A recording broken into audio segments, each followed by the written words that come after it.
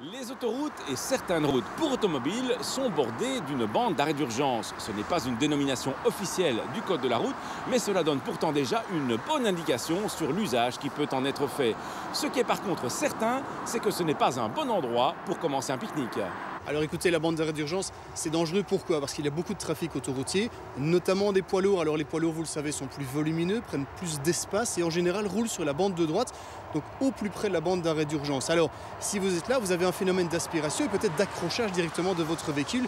Donc la bande d'arrêt d'urgence, c'est très dangereux et c'est ça notamment que l'on veut rappeler à travers cette campagne durant le mois de janvier. Est-ce que les gens sont toujours bien conscients de ces dangers ? Oui et non.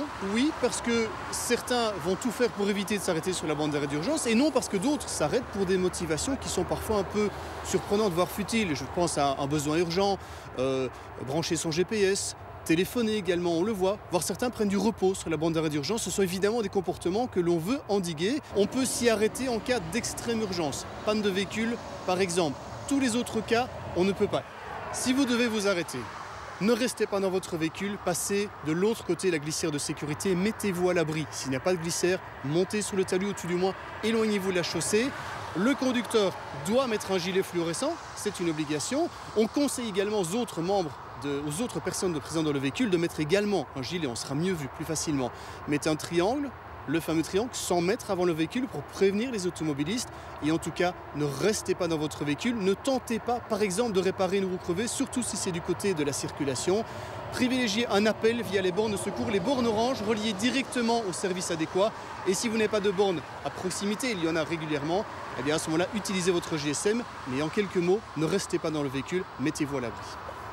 Si votre véhicule tombe en panne, c'est donc une raison suffisante pour vous garer le long de la bande d'arrêt d'urgence. Mais attention, on vous demande de ne pas y laisser votre véhicule plus longtemps que le strict nécessaire. Fréquemment, on doit constater des accidents du fait de poids lourds ou même de véhicules légers qui percutent les véhicules laissés en bande d'arrêt d'urgence.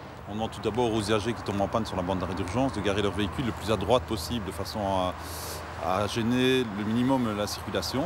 Ensuite, on leur demande de faire dépanner, procéder au dépannage de leur véhicule le plus rapidement possible.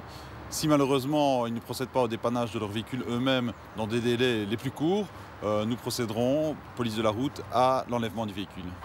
La bande d'arrêt d'urgence est clairement un endroit à éviter autant que possible. On ne peut s'y garer ou y circuler que pour une raison impérative. Et si malgré tout, vous devez vous y arrêter pour une panne par exemple, eh bien, prenez toutes les précautions nécessaires et surtout, ne vous y attardez pas.